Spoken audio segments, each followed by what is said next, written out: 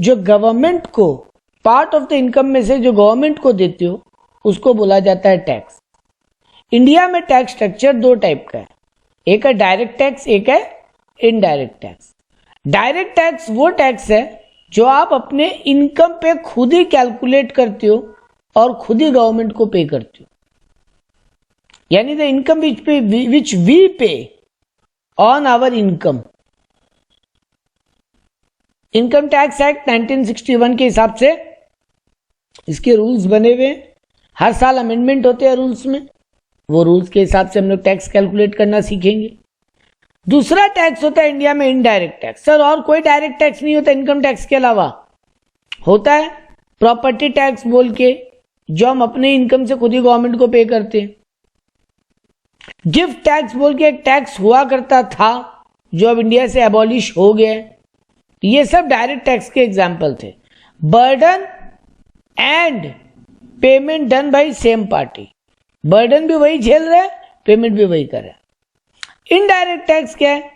Payment कोई और कर रहा है बट बर्डन किसी और के पॉकेट पे, जनरली कंज्यूमर के पॉकेट पे। सबसे बेस्ट एग्जांपल इसका GST, goods and service tax. आप अगर एक पिज्जा खरीदते हो, आप अगर एक बुक खरीदते हो, आप अगर एक मोबाइल खरीदते हो, तो टैक्स तो दुकानदार आप ही से वसूल करके गवर्नमेंट को जमा करता है, आया ना? Yes sir. तो वही है आपका इनडायरेक्ट टैक्स, क्योंकि बर्डन आपकी जेब पे है लेकिन डिपॉजिट कौन कर रहा है? शॉपकीपर या ट्रेडर या मैन्युफैक्चरर। कस्टम टैक्स भी, कस्टम एक्ट भी दो इंडिया में दो इनडायरेक्ट टैक्स चलते हैं, हालांकि और एक है बट वो अब मोटा मोटी एबॉलिश हो चुका। इनडायरेक्ट टैक्स में एक तो जीएसटी पढ़ते हैं, एक कस्टम एक्ट पढ़ते हैं 1962। कस्टम एक्ट हो गया आपका एक्साइज ड्यूटी, ये इंपोर्ट ड्यूटी और एक्सपोर्ट ड्यूटी। कस्टम एक्ट हो गया इंपोर्ट ड्यूटी और एक्सपोर्ट ड्यूटी, जो आप फॉरेन से सामान लाने पे देते हो या फॉरेन में सामान भेजने पे देते हो। सर और कौन सा था जो एबॉलिश हो गया? 3-4 रकम के इनडायरेक्ट टैक्स थे। एक होता था एक्साइज ड्यूटी जो मैन्युफैक्चरिंग पे लगता था, एक होता था वैट जो आप विद इन द स्टेट अगर माल बेचो, बंगाल टू बंगाल, महाराष्ट्र टू महाराष्ट्र, तो सेल पे जो टैक्स लगता था उसको बोलते थे वैट। एक्साइज ड्यूटी मैन्युफैक्चरिंग और प्रोडक्शन पे लगता था, VAT within the state बेचने पे।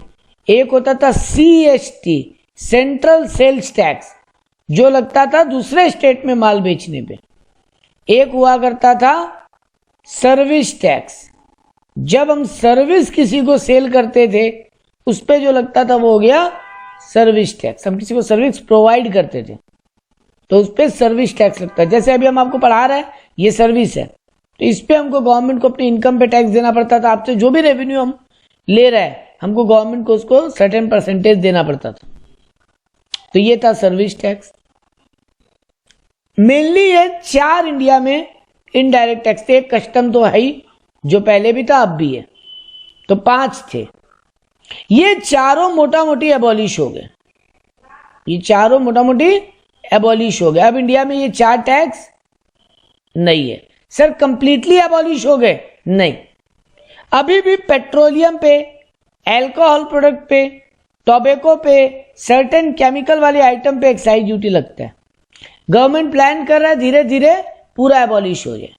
वैट भी कुछ प्रोडक्ट पे लगता है अभी भी। वैट एक्चुअली में स्टेट गवर्नमेंट कलेक्ट करता था, तो अभी भी पेट्रोलियम जिसपे एक्साइज ड्यूटी लग रहा है तो वैट भी लग रहा है।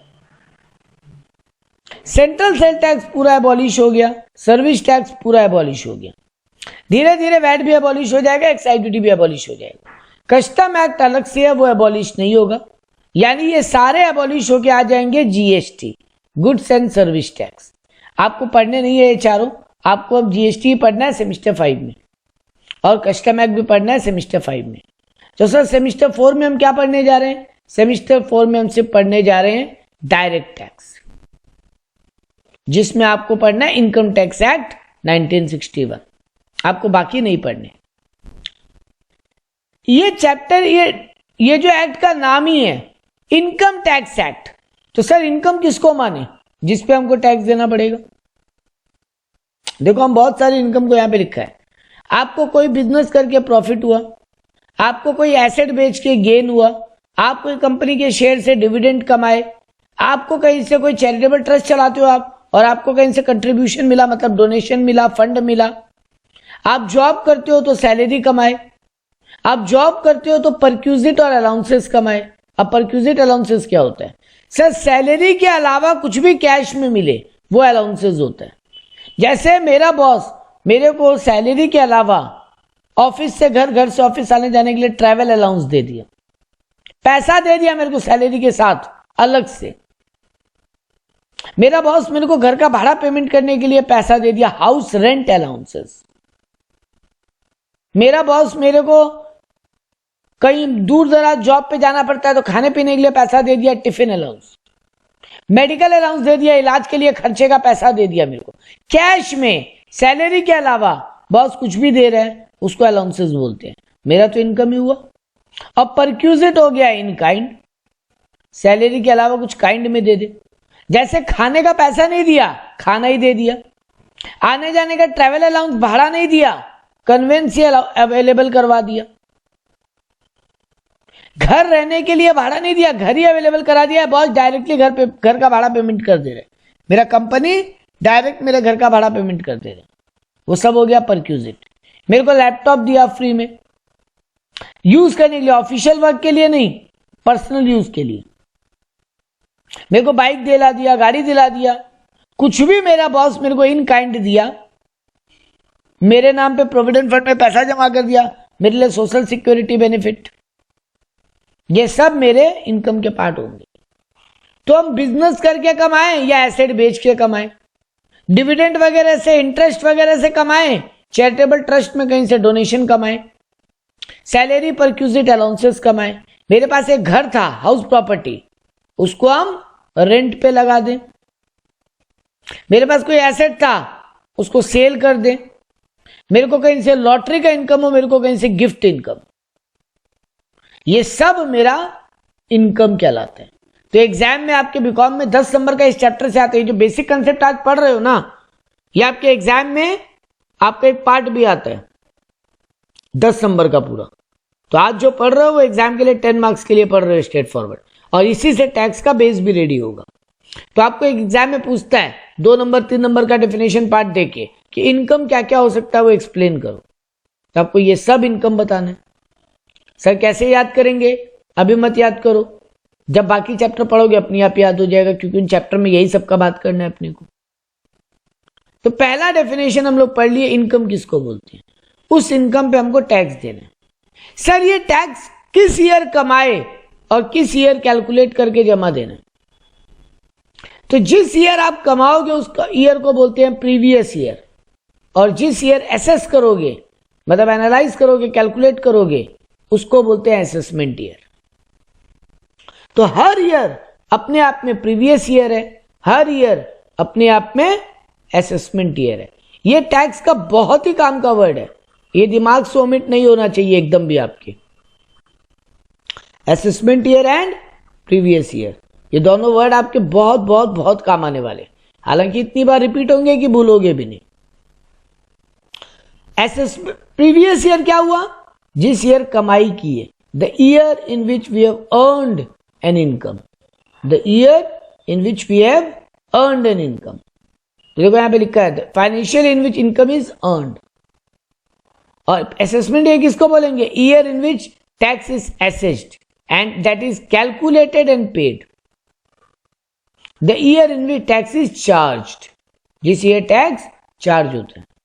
तो अभी अपना कौन सा प्रीवियस ईयर चल रहा है? अभी अपना ईयर क्या चल रहा है? 22-23। टैक्स में ना कभी भी 2023 खाली मत बोलना, टैक्स कैलेंडर ईयर कभी नहीं होगा।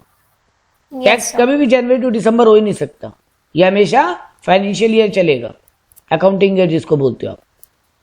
तो अगर मेरा अभी 22-23 है, अभी हम काम कर रहे हैं ना, इस साल तो हम कमा रहे हैं अभी, तो अगर मेरा 22-23 प्रीवियस ईयर है तो मेरा असेसमेंट ईयर क्या होगा? 23-24। ठीक बात? यस। हाँ, अब अगले साल फिर हम कमाएंगे 23-24 में, तो उसका असेसमेंट, यानी 23-24 जब प्रीवियस ईयर बनेगा तब 24-25 उसका असेसमेंट ईयर बनेगा। Yes sir. आपके एग्जाम में आपका प्रीवियस ईयर 22-23 होने वाला है और आपका असेसमेंट ईयर 23-24 होने वाला है। आपको जो हम नोट्स भी प्रोवाइड करेगा, सम्स भी प्रोवाइड करेगा, उन सब में वो रूल फॉलो होगा जो गवर्नमेंट बनाया था असेसमेंट ईयर 23-24 के लिए। यानी लास्ट ईयर जो इस ईयर जो सॉरी बजट पेश किया है, इस ईयर जो बजट पेश किया गया, आपका असेसमेंट ईयर होगा 23-24, आपका प्रीवियस ईयर होगा 22-23। ठीक है, ये याद रखना अपने असेसमेंट ईयर और प्रीवियस ईयर। आपका प्रीवियस ईयर है 22-23, आपका असेसमेंट ईयर है 23-24। हर ईयर अपने आप में प्रीवियस ईयर बनता जाता है, अगला ईयर असेसमेंट ईयर बनता जाता है। तो जैसे हम यहाँ पे एग्जांपल दिए, अगर मेरा 18-19 प्रीवियस ईयर है तो 19-20 असेसमेंट ईयर है, फिर जब 19-20 प्रीवियस ईयर बनेगा तो असेसमेंट ईयर 20-21 और ऐसे चलता रहेगा। तो ये 3 टर्म अब तक आप सीखो इनकम टैक्स में। अब आता है बहुत ही इंपॉर्टेंट एक टर्म, इसके इर्द गिर्द पूरा इनकम टैक्स चलेगा, ये और अगला ये वाला, ये 2 हेड। ये जो थर्ड वाला पढ़ोगे एसएससी है, उतना इंपॉर्टेंट नहीं है, ये आप अभी नहीं भी पढ़ोगे तो चलेगा, एग्जाम में भी उतना इंपॉर्टेंट नहीं है, बट अगले दोनों वर्ड बहुत इंपॉर्टेंट है। पर्सन किसको बोलते हैं? देखो आज तक अपने रियल लाइफ में पर्सन मतलब एक चलता फिरता जागता जीता इंसान। Yes sir. क्या सिर्फ इतना ही या और कोई? आर्टिफिशियल पर्सन भी तो होते हैं कंपनी। हाँ, वेरी गुड। देखो इनकम टैक्स बोलता है पर्सन वो जिसके ऊपर हम टैक्स लगाएं या नहीं लगाएं हम सोचेंगे। देखो कभी ये मत बोलना कि सर ये पर्सन इन पे टैक्स लगेगा। देयर माइट भी, हम आपको एक एग्जांपल अभी यहां पढ़ाएगा कि वो इस पर्सन के डेफिनेशन में आता है, बट गवर्नमेंट उस पर टैक्स नहीं लगाता है, बट गवर्नमेंट उसको पर्सन के डेफिनेशन में रखा है, मतलब जिस साल लगाने का मन करेगा टैक्स लगा देंगे उठा के। तो देखो यहां पे पर्सन के डेफिनेशन में किसको किसको बोला? Individual, HUF Hindu undivided family जो बिजनेस होता है, कंपनी, पार्टनरशिप फर्म, कोई भी एसोसिएशन ऑफ अ पर्सन या बॉडी ऑफ इंडिविजुअल। ये association of person and body of individual मतलब क्या हुआ? एसोसिएशन ऑफ पर्सन मतलब आपका कोई भी चैम्बर ऑफ कॉमर्स जैसे कोई चैरिटेबल एसोसिएशन, कोई कोऑपरेटिव सोसाइटी, और बॉडी ऑफ इंडिविजुअल मतलब कोई क्लब, ये सब भी पर्सन के डेफिनेशन में। सर इन पे भी टैक्स लगता है, चैरिटेबल ट्रस्ट पे भी। देखो हम फिर बोले ना, जब पर्सन का डेफिनेशन पढ़ो तब कभी ये मत बोलो कि इस पे टैक्स लगता है क्या।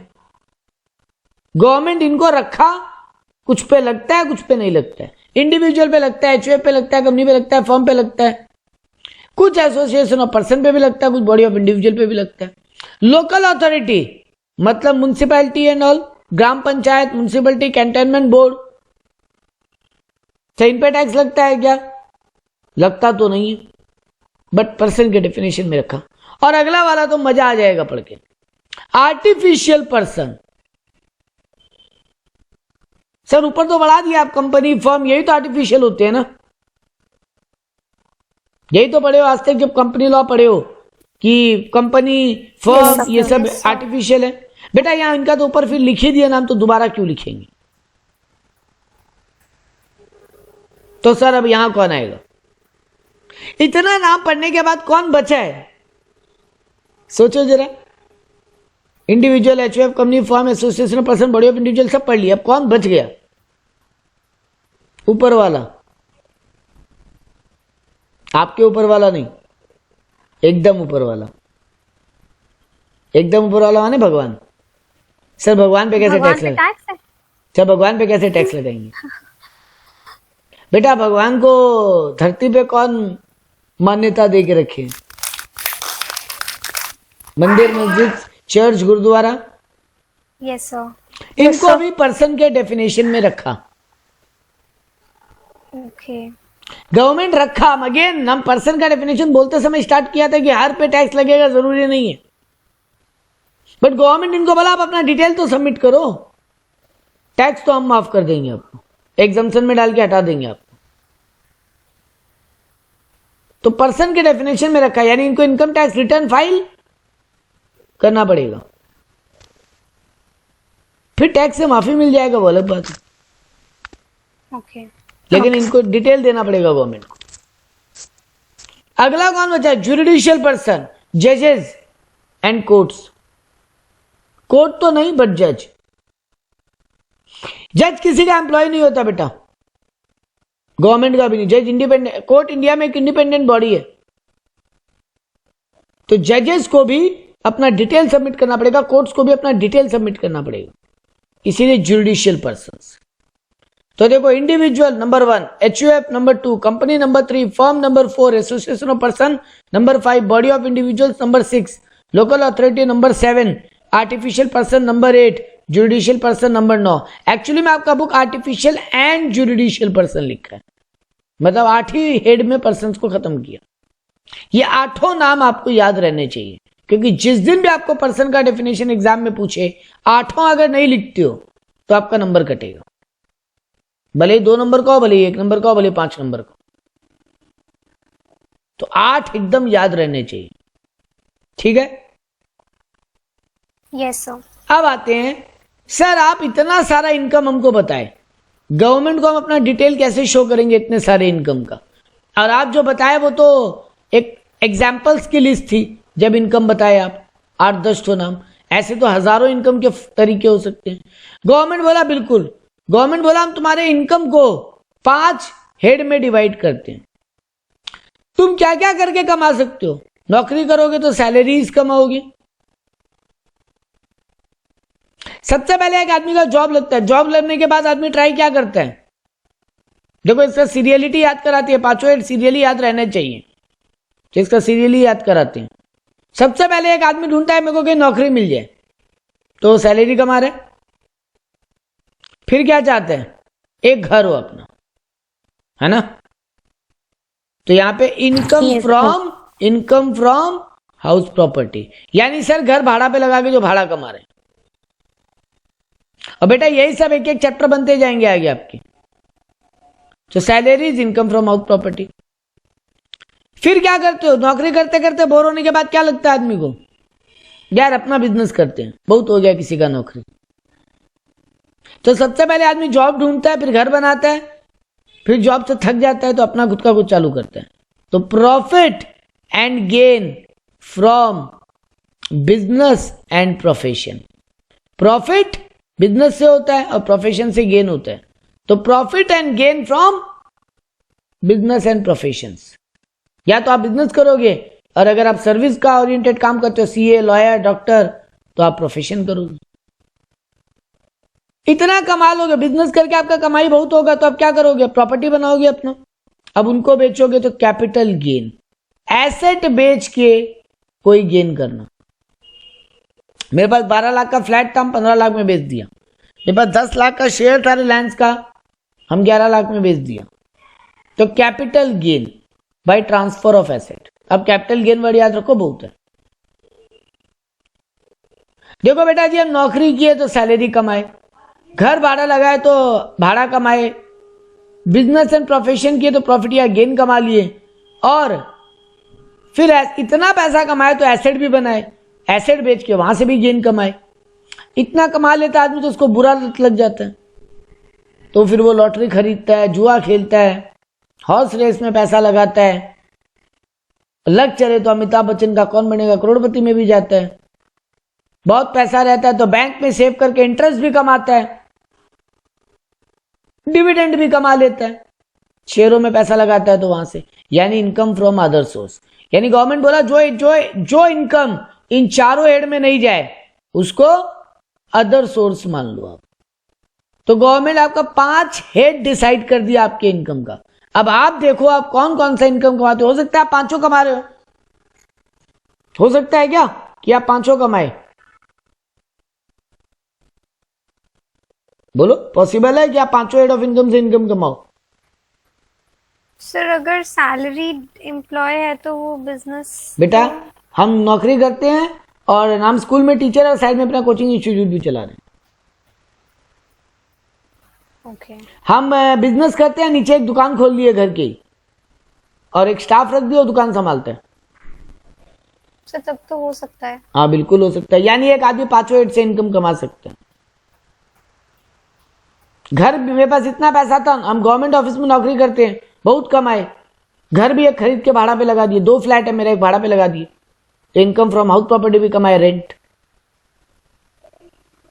अब उनमें से एक घर बेच दिए तो कैपिटल गेन भी कमा लिए, और बैंक में इतना पैसा पड़ा है, शेयर मार्केट में इतना पैसा लगाए तो इंटरेस्ट डिविडेंड भी कमाए, लॉटरी से भी कमाए, गिफ्ट से भी कमाए, तो वो सब अदर सोर्स में चला जाएगा। तो ये 5 हेड ऑफ इनकम आपको कभी जिंदगी में नहीं भूलना है, और भूलोगे भी नहीं। जब चैप्टर्स कर लोगे इनको तो आप भूलोगे भी नहीं, डोंट वरी फॉर दैट। तो मेन अब तक जो आप याद रखने लायक चीज पढ़े, एक तो पर्सन, एक हेड ऑफ इनकम और एक असेसमेंट ईयर प्रीवियस ईयर। अब एक और छोटा सा वर्ड और फिर प्रैक्टिकल की तरफ मूव करेंगे। एसएससी। एसएससी का मतलब क्या होता है? इनकम टैक्स की नजर में हर वो आदमी एसएससी है जिससे उसका कोई भी लेन देन है, भले वो पैसे का लेन देन हो, भले वो डॉक्यूमेंट्स का लेन देन। हम क्या बोला? इनकम टैक्स की नजर में हर वो आदमी एसएससी है जिससे उसका कोई भी लेन देन है, एनी नेचर, भले वो डॉक्यूमेंट्स का लेन देन हो रहा है, भले वो पैसे का लेन देन हो रहा है। तो पर्सन नीड टू पे और पेएबल टैक्स और money to income tax department, तो वो एसएससी कहलाएगा। जो आदमी इनकम टैक्स डिपार्टमेंट को कोई पैसा पे कर रहा है या पे करेगा, वो इनकम टैक्स डिपार्टमेंट की नजर में एसएससी है। पर्सन ऑन हुम any proceeding taken for assessment of income. आप बोले मेरा तो इनकम ही नहीं है इस साल, हमको तो टैक्स देना ही नहीं है, बट डिपार्टमेंट बोला रुको रुको मेरे को डाउट है, तुम अपना डिटेल सबमिट करो थोड़ा तो हम देखें कि तुमको टैक्स देना है कि नहीं। तो तुम अपना डॉक्यूमेंट तो सबमिट किए ना गवर्नमेंट को, तुम्हारे अगेंस्ट कोई प्रोसीडिंग्स तो चला ना केस टाइप का, तो भी तुम एसएससी हो। Person assessable for some other person, तुम अपने लिए एसेसेबल नहीं हो, बट तुम किसी एक एजेंट हो या कोई ऐसा पर्सन हो जो किसी का बिजनेस यहां संभाल रहे हो जो विदेश में रहते हैं। कोई आदमी है जो इंडिया के बाहर रहते हैं और तुम उसका यहां पे बिजनेस को संभालते हो, तो गवर्नमेंट तो तुम्हारा गला पकड़ेगा ना डॉक्यूमेंट एंड ऑल के लिए, टैक्स के लिए। तुम बोलोगे मेरा बिजनेस नहीं है, हम तो किसी और का संभाल रहे, उससे फर्क नहीं पड़ता, तुम भी गवर्नमेंट की नजर में एसएससी हो गए। और last, person deemed to be in default. अगर गवर्नमेंट को लग रहा है तुम कुछ भी डिफॉल्ट की हो, लग रहा है गवर्नमेंट को, डीम्ड है। डीम्ड मतलब ये वर्ड ना टैक्स में बहुत काम आएगा, DEEMED, डीम्ड। डीम्ड माने एज्यूम्ड, मान लेते हैं, लेट्स से। तो गवर्नमेंट अगर डीम कर रहा है कि तुम डिफॉल्ट किए हो, तो तुम भी एसएससी हो जब तक वो एलिगेशन या तो क्लियर नहीं हो जाए या फिर वो पेमेंट तुम जमा नहीं कर दो। तो भैया जी, हर वो आदमी जिसका गवर्नमेंट से कोई लेन देन होने वाला है इनकम टैक्स डिपार्टमेंट से, वो आदमी इनकम टैक्स डिपार्टमेंट की नजर में क्या है? एसएससी। ठीक है, जिसके अगेंस्ट असेसमेंट होगा वो एसएससी है। समझ में आया बात? Yes sir.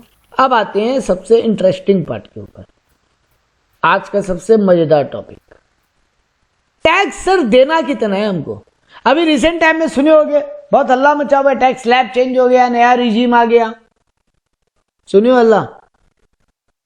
Yes sir. 1 फरवरी निर्मला सीतारमन बजट भाषण, टैक्स का नया पूरा सिस्टम लिया है कैलकुलेट करने का। नया सिस्टम कुछ नहीं, पैटर्न वही रखी, लॉजिक वही रखी, नंबर्स बदल दी। सर क्या पुराना सिस्टम खत्म जो आप अभी पढ़ाने जा रहे हो? ना, दोनों सिस्टम ऑप्शन में है, आपको जो चॉइस करना है as an individual, as a person, आपको जो सिस्टम पसंद है आप वो उठा लो। दोनों में से जो सिस्टम आपके फायदा में। सर दोनों सिस्टम में डिफरेंस क्या है? पढ़ेंगे तब समझेंगे। पहले वाला सिस्टम पढ़ते हैं, पुराना वाला लॉजिक इसी से सीख जाओगे, नया वाला में हम आपका केवल परसेंटेज बदलेगा।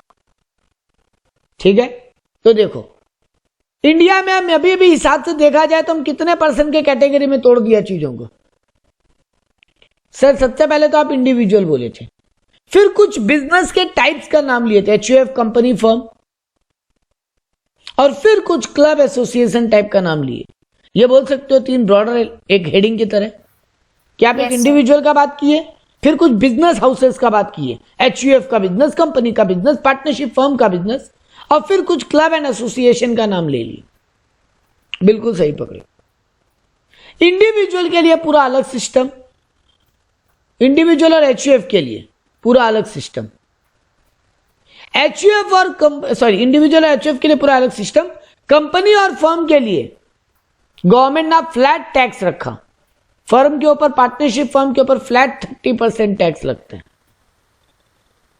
जो भी उसका नेट प्रॉफिट है, जो भी उसका नेट प्रॉफिट है, उसका फ्लैट 30% है।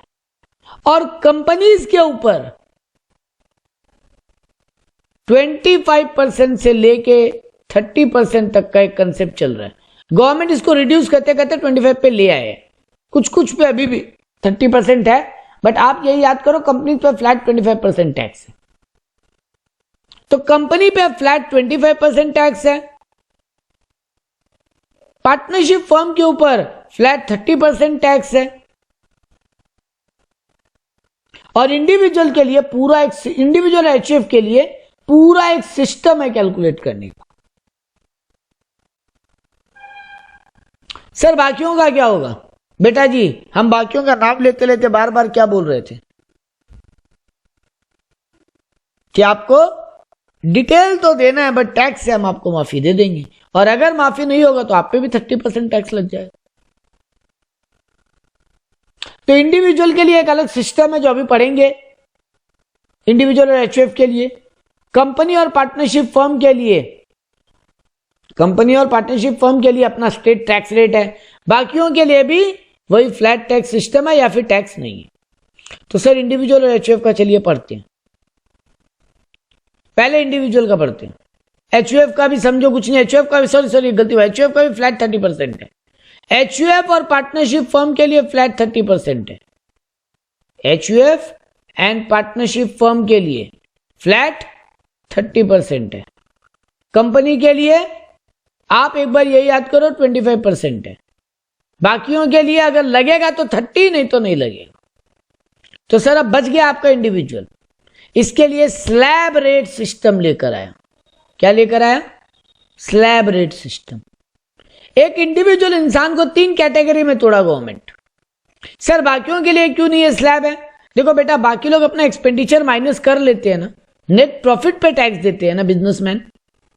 तो अगर हम 10 करोड़ का सेल किया और मेरा 8 करोड़ खर्चा भी लग गया बिजनेस में, सैलरी, रेंट, ट्रांसपोर्ट, एडवर्टीजमेंट, बहुत रकम का वैरायटी ऑफ एक्सपेंसेस लग गया, परचेजेस, वेजेस, ट्रेडिंग पीएल वाला सारा आइटम एज्यूम कर लो, 8 करोड़ सब माइनस कर दिए 10 करोड़ में से, तो मेरा अल्टीमेटली प्रॉफिट कितना बचा? 2 करोड़। हमको 2 करोड़ पे टैक्स देना। बट इंडिविजुअल इंसान के लिए ऐसा नहीं है बेटा जी। इंडिविजुअल इंसान पे क्या है? Flat tax rate, slab rate है, स्लैब रेट। क्योंकि आपको अपने घर खर्च माइनस करने नहीं मिल रहे, आपको अपने घर खर्च माइनस करने नहीं मिल रहे।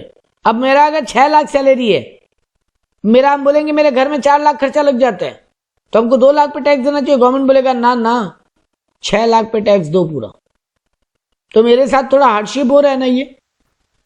यस सर, इनकम में भी तो टैक्स है और फिर एक्सपेंसेस में भी तो हम लोग जीएसटी दे ही देते हैं, बर्डन उठाते हैं। हाँ जीएसटी दे ही देते हैं। अब बेटा एक्सपेंसेस में क्या आएगा? मेरा खाने पीने का खर्चा, आटा, दाल, चावल, गेहूं। तो बेटा अगर हम आशीर्वाद आटा लाते हैं पैकेट वाला, तो हम तो जीएसटी देकर आए।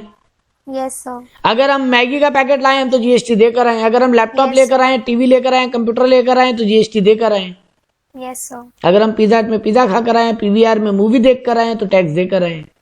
तो दो तरफ से टैक्स दे रहे हैं। एग्जैक्टली।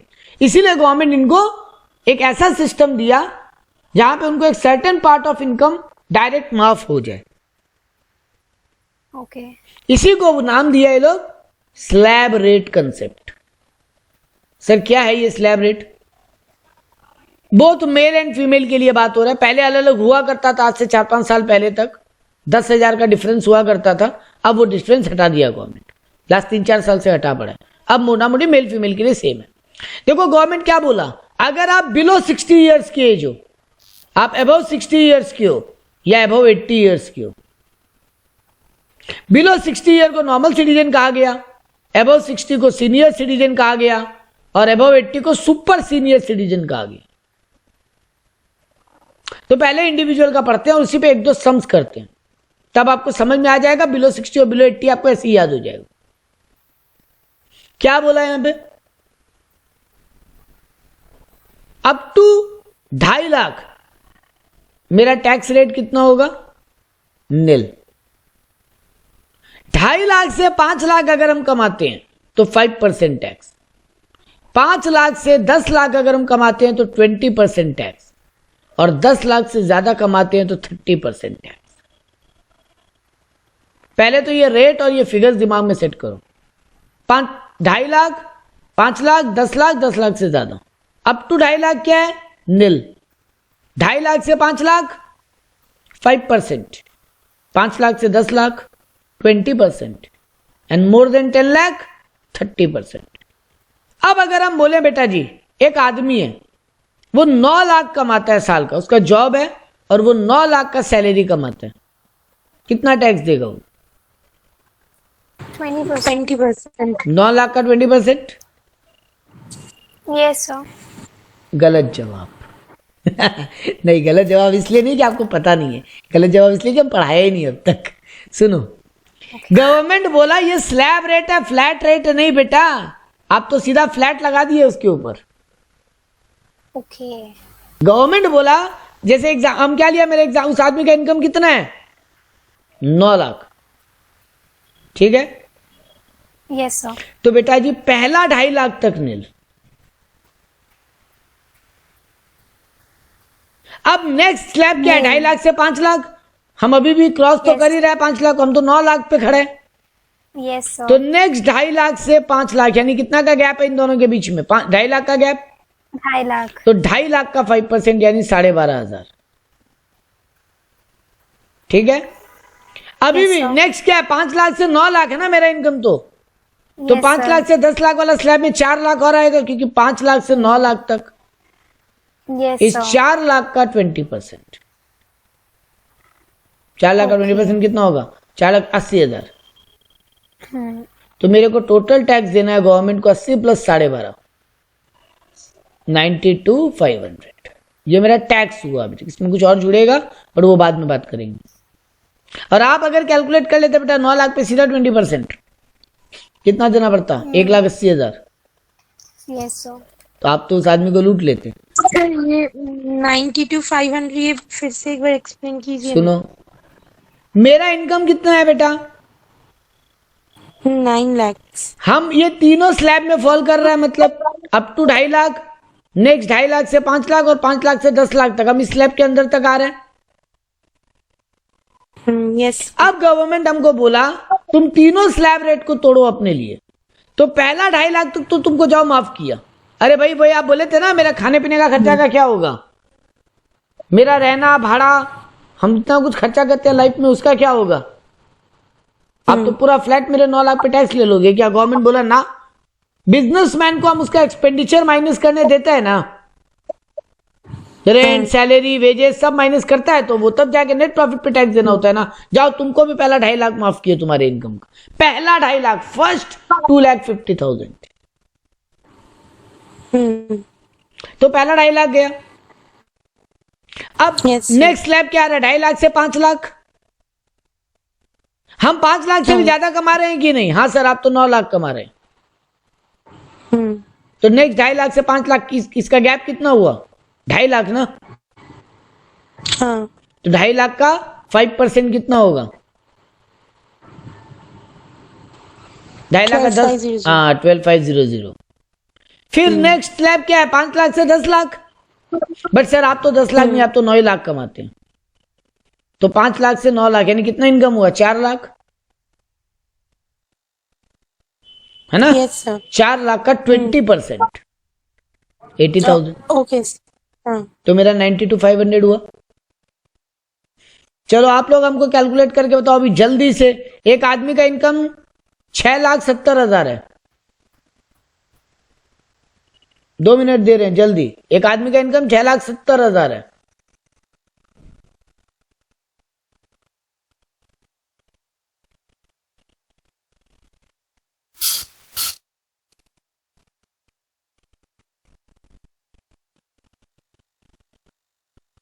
So 46,500। चलो मिलके कैलकुलेट करते हैं। हमको हम भी दिया नहीं, हम तो मन से एक फिगर पुट किया आपके आगे। बाकी लोग पहले कंप्लीट कर ले तब अपनी बात करेंगे। 6,70,000 एक आदमी का इनकम है। yes, तो 46,500। चलो ठीक है, हम लोग भी कैलकुलेट कर लेते हैं। पहला 2.5 लाख तक nil. Yes sir. Next 2.5 lakh से 5 लाख, हम 5 लाख वाला स्लैब क्रॉस कर रहे हैं क्या? Yes sir. हाँ, तो नेक्स्ट 2.5 लाख से 5 लाख यानी 12,500 उस पे। अब नेक्स्ट 6,70,000 यानी 5 लाख से 6,70,000 तक, यस सर। यानी 1,70,000 का 20%। Yes sir. 1,70,000 का 10% होता है 17,000, तो 20% हो जाएगा 34,000। 34,000। तो 34,000 प्लस 12,500 46 यस सर। 500। 500। सही जवाब। एक आदमी का इनकम है 4.5 लाख। 4.5 लाख। हाँ, 2 लाख पे 5% ना। Very good. पहला 2.5 लाख तक नील। अब हम तो ये सेकंड स्लैब क्रॉस ही नहीं कर रहा, हम तो 2.5 से 4.5 लाख पे आके रुक जा रहे हैं।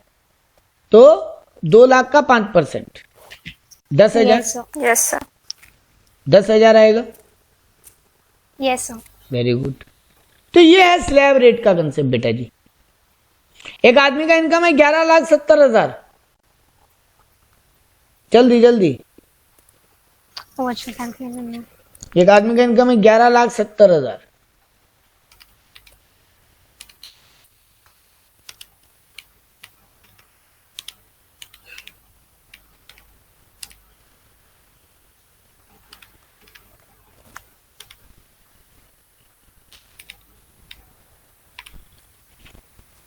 $1,42,500। 11,70 यानी पहला 2.5 लाख तक nil. Yes sir. Next 2.5 lakh से 5 लाख तक 2.5 लाख यानी 12,500। Yes sir. Yes sir. उसके बाद नेक्स्ट 5 लाख से 10 लाख तक यानी 5 लाख। 1 लाख। हाँ, वेरी गुड। Yes. 1 लाख उसके ऊपर। Yes sir. और नेक्स्ट कितना बचा? और 1,70,000 पे 30%। Okay sorry sir. मैंने 1 लाख ही का कंसिडर किया था। हाँ, 1,70,000 पे। 1,70,000 पे 30%। Yes sir. यस। कितना होगा? 17 17 34 34 और 17 52 या 51 51 यस 51। 51। हाँ ठीक है, वही 51,000। और ये पहले कितना आ चुका था? 12,500 और 1 लाख, तो 1,51,000 1,63,500। Yes sir. तो जो आदमी 11,70,000 कमा रहा है वो 1,63,500 गवर्नमेंट को टैक्स दे दे रहे हैं। सर ये एनुअल इनकम का बात हो रहा है एकदम ना? इनकम टैक्स में बेटा जी हम एनुअल इनकम की बात करेंगे। हाँ। हम मंथली, क्वार्टरली, हाफ ईयरली बात ही नहीं करेंगे। इनकम टैक्स में जब हम बोलेंगे एनुअल बोलेंगे। Yes sir. ठीक है ना, क्योंकि देखो असेसमेंट ईयर वर्ड यूज होता है, प्रीवियस ईयर वर्ड यूज होता है बेटा। Yes sir. हाँ ठीक है। तो ये मेरा स्लैब रेट का कहानी है। स्लैब रेट कंसेप्ट क्लियर है? Yes sir. इस जन्म में अपना नाम भूल जाओ, स्लैब रेट मत भूलना, कंसेप्ट मत भूलना। स्लैब रेट भूल जाना कोई दिक्कत नहीं, क्योंकि गवर्नमेंट तुम्हारा स्लैब रेट्स बदलेगा, आगे भी और भी बदलेगा, तो स्लैब रेट्स बदलेंगे। एक बात बेटा ना हमेशा याद रखना, टैक्स पढ़ोगे टैक्स बदलेगा, टैक्स पढ़ोगे टैक्स फिर बदलेगा, टैक्स फिर पढ़ोगे टैक्स फिर बदलेगा। सर परसेंटेज, नंबर्स ये सब बदलेंगे, गवर्नमेंट लॉजिक नहीं बदल देगा उसका। कैलकुलेशन का जो कंसेप्चुअल लॉजिक है वो यही रहेगा जिंदगी भर। ठीक बात? Yes sir. तो चलो हम लोग स्लैब रेट याद किए किसका? बिलो 60 इयर्स का। अबव 60 इयर्स का क्या होगा सर? गवर्नमेंट बोला जाओ बेटा जी आपको 3 लाख तक नील किए। पहला 2.5 लाख तक नील था ना नॉर्मल सिटीजन को। Yes sir. आप 60 इयर्स प्लस हो, आप बुजुर्ग हो, आपको थोड़ा इज्जत देंगे, आपको 3 लाख तक माफ करेंगे। बाकी स्लैब वही है बेटा, 3 लाख से 5 लाख 5%, 5 लाख से 10 लाख 20%, और मोर देन 10 लाख 30%। सर हम तो 80 प्लस है, अब क्या होगा? गवर्नमेंट बोला लो आपको और ज्यादा इज्जत देंगे। पहला 5 लाख तक नील,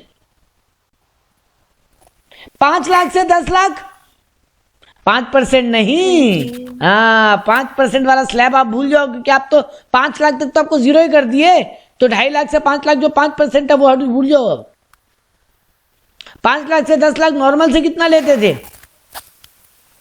20। हाँ तो यहाँ भी 20 ही लेंगे। और मोर देन 10 लाख में नॉर्मल से कितना लेते थे? 30। तो यहाँ पे 30 ही लेंगे।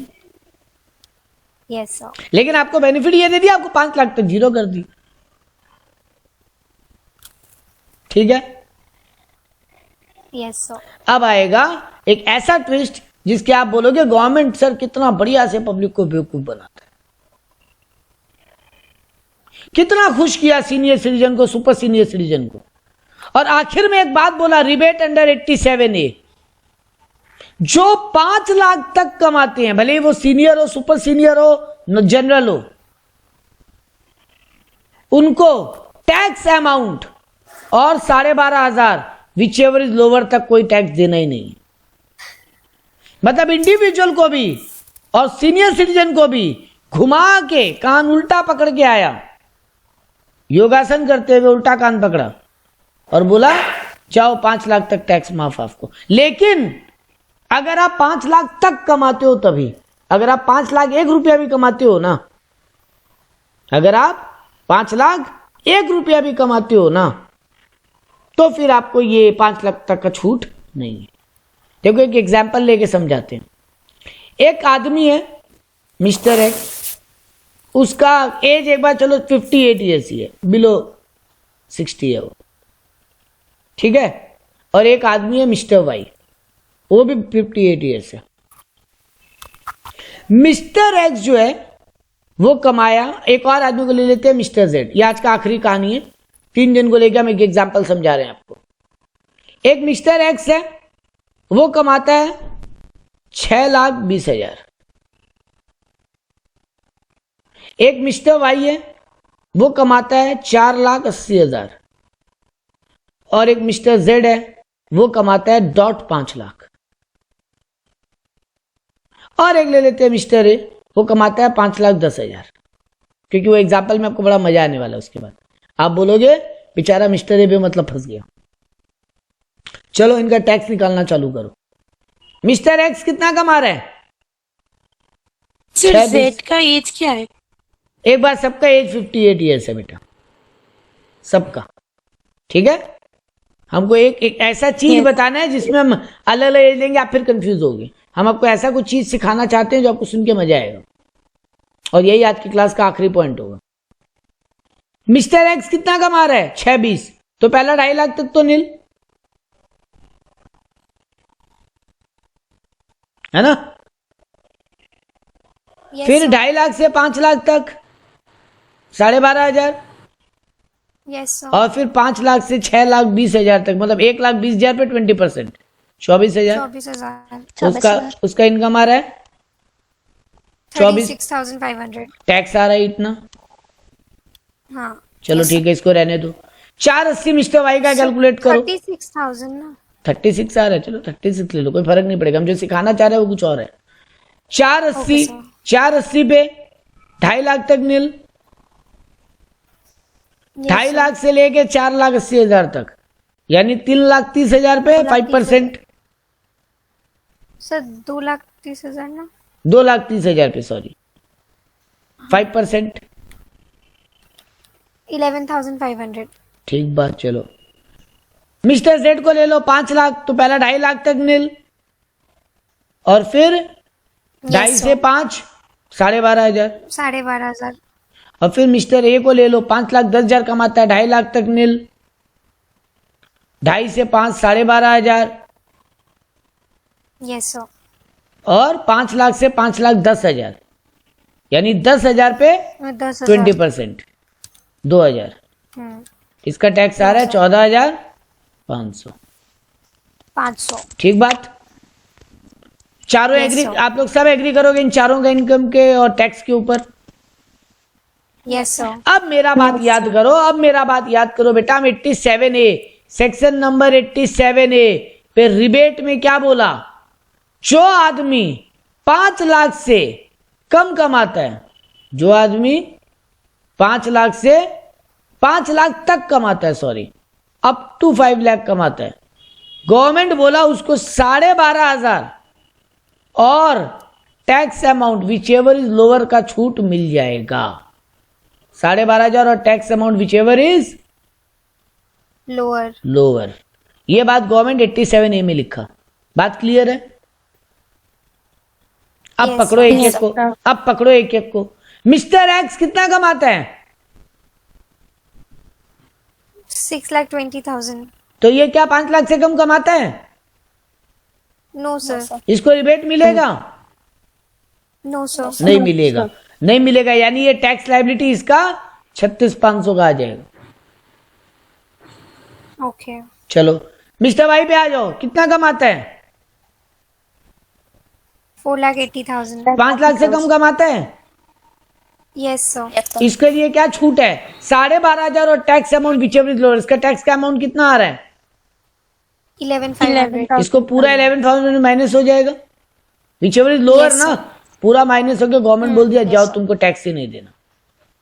तो देखा, गवर्नमेंट 5 लाख वाले को नील कर दिया ना अल्टीमेटली। Yes, sir. अब देखो मिस्टर जेड कितना कमाता है? 5 lakh. Exactly 5 lakh, up to 5 lakh. Yes, sir. Government इसको भी बोला टैक्स कैलकुलेट कर लो बेटा जी, कर लिए सर, 12,500 आया। रूल क्या बोला? 12,500 और tax amount which ever is lower. Sir ये तो दोनों सेम ही हो रहे हैं। Yes, sir. तो देख लो, गवर्नमेंट यही तो कैलकुलेट करके बैठा था, इसीलिए 12,500 रूल में लिखा। कोई पूछ सकता है सर रूल में 12,500 कहां से ले लिया? मन से नहीं, मन से नहीं लिया बेटा, ऐसा नहीं था। निर्मला ताई को रात को सपना आया, सुबह उठ के बजट भाषण में बोल दी। गवर्नमेंट क्या बोला? गवर्नमेंट बोला हम 5 लाख तक वालों को ही टैक्स माफ करना चाहते हैं। तो हो गया ना पूरा पूरी 12,500 माइनस। Yes, sir. चलो मिस्टर ए को देखो, बेचारा कितना पछताएगा। 10,000 एक्स्ट्रा कमाया खाली उसके चक्कर में, क्योंकि मिस्टर ए को छूट नहीं मिलेगा ये वाला रिबेट का, Yes, sir. नहीं मिलेगा क्योंकि ये 5 लाख क्रॉस कर रहा है। Yes, sir. तो देखो बेटा जी, 5 लाख 10,000 कमा के फंस गया। ये सोचो, मिस्टर जेड 0 टैक्स दिया और ये 10,000 एक्स्ट्रा कमाने के कारण 14,500 का टैक्स दे दिया। मतलब अल्टीमेटली इसकी जेब में मिस्टर एक्स से कम बचा। Yes, sir. तो आप बोलोगे सर ये तो मिस्टर ए के साथ ज्यादती हो गया।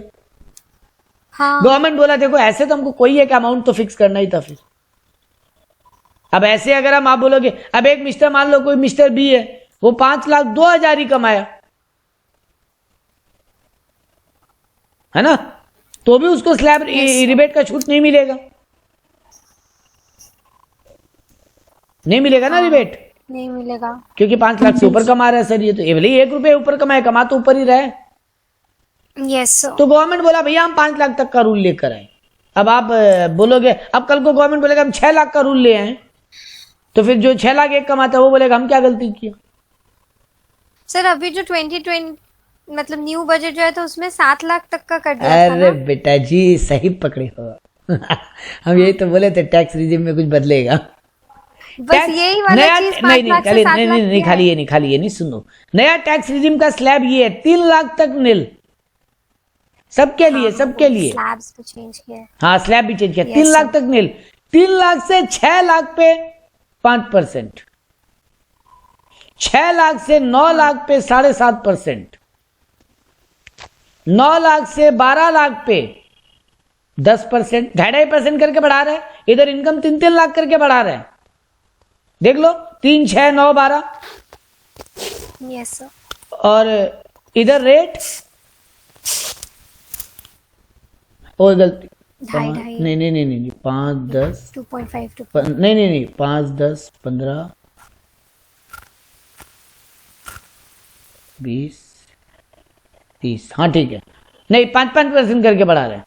12 लाख से 15 लाख और फिर 15 लाख से अबव, तो 3 लाख से 6 लाख पे 5%, 6 लाख से 9 लाख पे 10%, 9 लाख से 12 लाख पे 15%, 12 लाख से 15 लाख पे 20%, 15 लाख से अबव 30%।